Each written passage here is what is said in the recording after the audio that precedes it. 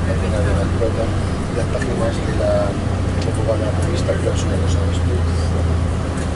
La página de los editoriales. Pues llevan eso de las 4 en el espíritu, cosas así.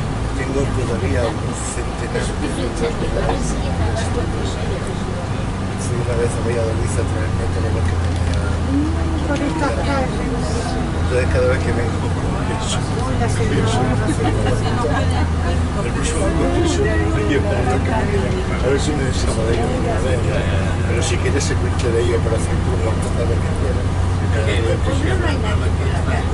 Esto parece un cementerio. Por supuesto. Pero yo siempre lo intento meter. El próximo congreso yo no te voy a dar ahora con el celular. Llévate con tu mensaje. Pero que sepas que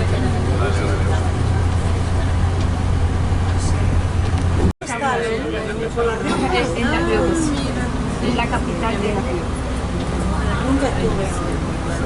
Nunca estuve en La Rioja. Ahí. Sí,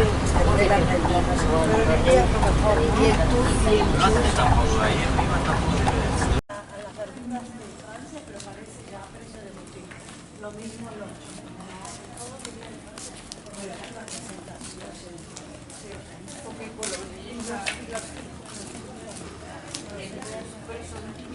Y la piel es fina, ¿me entiendes? En cambio la de los...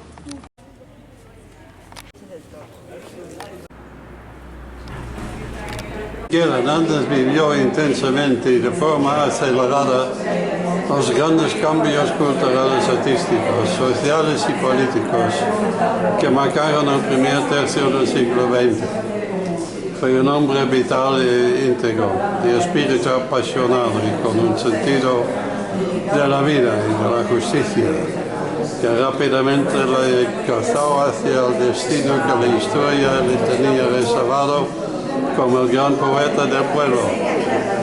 Su afán por saber, por la formación y el aprendizaje continuo, incluso en contra de los prejuicios de la época y los obstáculos de la vida, le han convertido en claro referente del valor de la educación y la cultura como esencia de los pueblos. En la vida y en la obra de Miguel Hernández hay una persona definitiva, una mujer a la que siempre regresa y le inspira sus poemas más hermosos. Esa mujer es Josefina Manresa, su novia, su esposa y su musa. La señora que ves allí. Qué honor, Y fue alcalde de Úbeda. Fue alcalde de Úbeda antes de la alcaldesa actual. ¿Verdad? La alcaldesa actual fue su mano derecha cuando era alcalde, ¿no es eso? Ahora tiene una función más tranquila. Bueno, pues aquí tienes el personal. Bueno, pues, muchas gracias por haber decidido desde este congreso tan interesante para nosotros, ¿no? De profesores de español por el mundo, pues haber decidido que merecía la pena acercarse esta tarde hasta aquí, hasta Quesada y hasta este museo, ¿no? Un museo que antes solo era para Rafael Zavaleta, un pintor que después haremos una visita para que lo conozcáis. Os voy a hablar de tú, si me lo permitís. Es perfecto. Es un pintor de aquí, de Quesada, pero un pintor con una dimensión extraordinaria y muy poco conocida y muy poco valorada. Ella es Rosa Valiente, la directora. Ella sí es la directora de estos dos museos y de una colección permanente que hay abajo de José Luis Verde. Como os decía, empezó con Zavaleta, pero aprovechando que la Diputación de Jaén adquirió el legado de Miguel Hernández, todos los documentos, todos los manuscritos, los libros, las ediciones, muchas obras de arte, muchas fotografías. Vivió aquí, su padre era guardia civil y vivió aquí unos pocos años, pero lo justo para que un alcalde listo y una diputación entusiasta montaran esta iniciativa que vais a ver. Josefina Manresa ha sido decisiva para que podamos conocer la obra de Miguel Hernández. Ya sabéis que Miguel Hernández vivió en la cárcel, arrinconado, olvidado, desatendido, y su obra fue incluso pues, perseguida, ¿no? Josefina Manresa fue la cuidadora, la guardesa, escondió la obra, la ocultó, y cuando en España vino la democracia se pudo volver a recuperar gran parte del trabajo. Se hizo mucho trabajo de documentación con los manuscritos, con los originales, y gracias a eso Miguel Hernández es un poeta bastante bien estudiado. Sin más, porque tenéis un tiempo límite, ¿no?, para volver antes de la cena. Le hemos dicho al conductor que entre 7 y 7 y 10. ¿Qué te parece? Que esté ahí. No, él no se mueve de allí. En silencio, yo le doy el volumen. Pues ya continuamos la salida en la siguiente sala y ya puede ser. Gráfico y siempre también asociado con los libros y con la creación poética que en ese momento tenía, ¿no? Esta primera sala es una sala en la que se cuenta pues casi desde los orígenes, ¿no? Cuando vivía en Orihuela, la casa que su familia compra muy cerca de la sierra, que tenía una salida directa, no sé si han estado ustedes en Orihuela, tiene una salida directa a la sierra, es una casa pequeña, modesta. Se ha hablado mucho de Miguel Hernández, de los orígenes, desde luego unos orígenes humildes, pero no pobres, era una familia modesta, era una familia que tenía compra-venta de ganado, es decir, que no les faltaba de comer, pero lo que sí que era una familia con un padre que no le interesaba para nada ni la cultura, ni sabía leer ni escribir, ni quería que sus hijos produjeran, ¿no? Y que sus hijos le hicieran la gestión del ganado, ¿no? Esa era su obsesión. Miguel Hernández estudia en el Colegio del Ave María hasta los 8 años, que pasa a los jesuitas. Y siempre destacó como alumno, era un alumno muy listo, muy destacado, era brillante, y era también desde siempre, ¿no?, aficionado a la lectura y a la poesía. Desde el principio, el cura Almarcha, que era uno de los jesuitas que lo acogen, lo ve y lo capta, o lo quiere ir captando, lo tiene cerca y le va facilitando libros de su biblioteca para que vaya familiarizándose, ¿no? Y Miguel Hernández se los absorbía, ¿no? Se iba muchas veces al campo con las cabras y se llevaba los libros y se llevaba y tomaba notas, se aprendía de memoria, en fin, los poemas de Lope o los poemas de los clásicos, ¿no?, que incluso luego reproducía y él mismo replicaba en sus primeros poemas, ¿no? Este es un momento en la vida de Miguel Hernández en el que tiene como ese primer contacto con el mundo, con la naturaleza, con su entorno, con sus raíces, ¿no? Y cuando el padre decide que tiene que dejar de estudiar, de una forma muy brusca, lo retira urgentemente, rápidamente de su colegio, Miguel sigue leyendo, sigue estudiando, sigue trabajando, sigue consumiendo literatura y sigue absorbiendo y sigue creando poéticamente, tanto como que ya se llevaba, incluso parece que está contrastado, que se llevaba hasta la máquina de escribir al campo. Yo no sé, esas máquinas de escribir que son como un tanque, ¿no? Ahora lo veremos. Y entonces, bueno, hay que imaginárselo con ese afán, ¿no?, y con ese espíritu de intensidad creativa, ¿no?, en el campo con las cabras, y luego pues también se metía en muchos líos, porque claro, estaba concentrado escribiendo y se le iban las cabras a los campos donde había sembrado, y su padre tenía que pagar indemnizaciones, con lo cual era doble problema para él, ¿no? Así es que... Una pregunta, ¿cómo es? Cuidado, quería dar la bienvenida. Cuidado, Juan Antonio. Pues nada, bienvenida a Quesada, donde nace el Guadalquivir. Estamos en el pleno Parque Natural de Cazorla, sobre las Villas, el parque natural más grande de España y segundo de Europa. Y aquí tenemos la joya de la corona, culturalmente hablando, que son los museos de Zabaleta, y el de Miguel Hernández, gracias a la Diputación Provincial de Jaén, que fue la que apostó firmemente porque estuviese el legado de un gran poeta de las letras españolas, como muy conocerán, y estamos muy orgullosos y muy contentos de tener este museo aquí, que está poniendo a la provincia de Jaén en el mapa de la cultura. Bueno, yo sé que Marcelino está haciendo una labor magnífica y fundamental de promoción de Miguel Hernández, e incluso aprovechando este año que estamos en el 80 aniversario del fallecimiento, hemos tenido dos grandes exposiciones de un gran pintor, mejores de la provincia de Jaén, como Rafael Zabaleta, y que lo hemos casado con Miguel Hernández, con la poesía, porque es una poesía que también se da, en cierto modo, juego, sobre todo los poemas del mundo rural, al espíritu de Zabaleta. Y bueno, este museo pues, se inauguró en 2015 con el apoyo fundamental de la Diputación y de la mano de Josefina Manresa, que es la quesadeña, la esposa, musa y protectora del legado de Miguel Hernández, que se jugó el pellejo porque esto se conservara.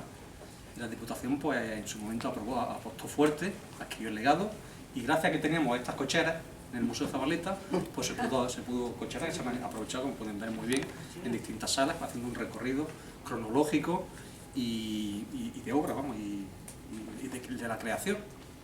Entonces, creo que van a aprovechar bien la visita y han venido a un sitio que sin ser de Orihuela, que es donde debería estar, pero bueno, está en Quesada y está muy conservado, y la Diputación Provincial de Jaén saben que además de estar aquí, lo que tenemos muchos documentos que son facímiles, pero todos los originales los tiene el IEG en Jaén, incluso están digitalizados en la web dipujaén.es, se puede acceder a todo. Pero bueno, hay de libertad, de igualdad, de justicia, es decir, es importante que todas las generaciones conozcan a este poeta. Nosotros también incidimos en que los jóvenes lean, porque lo que queremos es que la gente salga de aquí con ganas de leer y de descubrir a Miguel Hernández. Y bueno, pues yo por parte del ayuntamiento, por lo que necesiten, aquí estamos para ayudaros, y ya os dejo con Marcelino. Si después quieren leer alguna otra parte, verán en todo el museo ya con... Sí. Están metidos en sobres aislados de humedades, pero también están con papeles libres de ácido. Recomendables dos hijos y el primero murió con 10 meses y el segundo murió en los años que la guerra era un desastre, entonces estaba en un momento vital cárcel, ¿no? Y nunca se lo planteó. Si queréis, estamos entrando en un momento en el que Miguel Hernández sale de Orihuela y sale de Orihuela con la necesidad de sentirse poeta. Va a Madrid, tiene un primer viaje a Madrid en el que es un fracaso, tiene que volver, pues, vuelve enfermo, ha tenido que estar durmiendo en los parques, sin dinero, sin triunfo, solamente tiene un par de entrevistas en unos periódicos, y vuelve, pues eso, como se suele decir, con el rabo entre las piernas, ¿no? Vuelve un poco... Había ido a Madrid la primera vez con ayuda de sus amigos, con una especie de colecta en el pueblo, en Orihuela, y va como lanzándolo, ¿no? Era como decir, venga, triunfa, ¿no? A triunfar a Madrid. Y claro, él vuelve mal, ¿no? Empieza a tener relaciones con Josefina Manresa, que era una modista, bueno, todavía no era modista, era una costurera en un taller de Orihuela, y empieza también, al volver de Madrid, vuelve habiendo tenido un pequeño contacto con lo que sería la literatura de ese momento, ¿no? Con el final del gongorismo que estaba la generación del 27 que estaba promoviendo. Y entonces él decide que tiene que demostrar que él está capacitado, que él está en ese nivel de creación literaria, y es cuando escribe su libro Perito en Lunas, ¿no? Perito en Lunas, él lo presenta como, digamos, el gran, como su gran presentación, ¿no? Es decir, aquí estoy yo. De hecho, son 43 octavas reales, es uno de los libros más potentes desde el punto de vista literario de la literatura española contemporánea, y es un libro, en fin, que quienes conocéis el mundo de la literatura, es un libro de virtuosismo, ¿no? Y es su primer libro, es un libro de virtuoso. Voy a contaros una cosa, porque siempre conviene desmontar algunos mitos que pueden como emborronar quizá las relaciones entre los poetas, ¿no?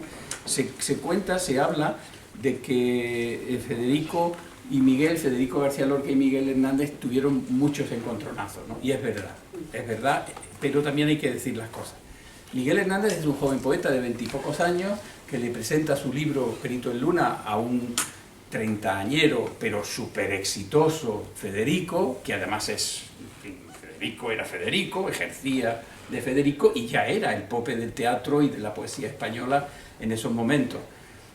había estado en América, había vuelto, es decir, que era un poetazo, ¿no? Federico. Y Miguel era un tiralevita, ¿no? Estaba todo el día, sí, no lo conocía a nadie, pero era un tipo impetuoso, era un tipo, ya os he dicho, tremendamente, no quiero decir ambicioso en el sentido de avaricia, sino en el sentido de querer demostrar lo que él era, ¿no? Entonces le pidió a Federico que le hiciera el favor de echarle una mano, de presentar el libro en varios sitios, y Federico, bueno, pues no sabemos si lo hizo o no lo hizo. Miguel le escribe una carta y otra, y Federico le respondió con unas palabras preciosas. Esa carta os recomiendo que busquéis, porque existe, podéis encontrarla en internet muy fácil, y si no, en nuestro enlace del legado está. Federico le viene a decir, como un hermano mayor, le dice: querido Miguel, eres un extraordinario poeta, tu libro es verdad que es maravilloso, pero ten cuidado con lo que dices, porque no es el libro, no es el mejor libro, ni el libro más potente que han escrito los poetas contemporáneos. Los primeros libros siempre son difíciles, siempre se quedan ocultos, se olvidan. Esa es la vida de los poetas, tienes que seguir porque tienes mucho... En fin, le escribe una carta verdaderamente de compañero, ¿no? Lo trata de compañero, y Miguel no la entiende. Miguel quería que le hubiera dicho, pues no sé, vente que mañana vamos a ir a la Puerta del Sol a presentar tu libro, ¿no? Y Miguel le responde casi con insultos, ¿no?, a Federico. Y entonces, a partir de ese momento, Federico decide, porque donde esté Miguel, que él no va, porque es que el otro tampoco se callaba, ¿no? Entonces, esa tensión, esas chispas, donde surgen es en la casa de Vicente Aleixandre, que era amigo de ambos, y que se reunían, tenían sus tertulias, y en un cumpleaños de Vicente Aleixandre le llama por teléfono, parece, Federico a Vicente, y dice: oye, ¿qué tal? ¿Vas a venir? Y dice: ah, pues sí, pero no sé qué. Pero él pregunta: pero Vicente, ¿está ese ahí? ¿Está ese ahí? Dice: sí. Dice: pues échalo. Y dice Vicente: no, por supuesto no lo voy a echar, ¿no? Y Federico no fue. Y otra cosa que hay que contar, ¿no?, que Miguel Hernández, cuando se entera de la muerte de Federico García Lorca, del asesinato de Federico García Lorca, tiene una reacción dificilísima para cualquiera, ¿no? En ese momento él se entera en septiembre de que a Federico lo han fusilado en agosto, y en septiembre deja todo y se va al frente a pelear. Es decir, la muerte de Federico le conmueve de tal forma que decide irse al frente a pelear contra quienes han asesinado a ese poeta, y escribe un poema maravilloso, que es Elegía Primera, que es un poema de llorar. No es tan potente como el que le escribió a Sigé cuando muere Sigé, pero sinceramente es un poema que también rompe eso. Por eso quería contar estas anécdotas o estas cosas, rompe el molde de ese enfrentamiento entre, o esa dificultad de entendimiento entre Federico y Miguel, ¿no? Que claro que hay cosas verdad, pero también hay que poner todo en su justo término, ¿no? Y ese poema y ese gesto de Miguel hace grande a Miguel, y esa primera carta de Federico de apoyo hace grande a Federico.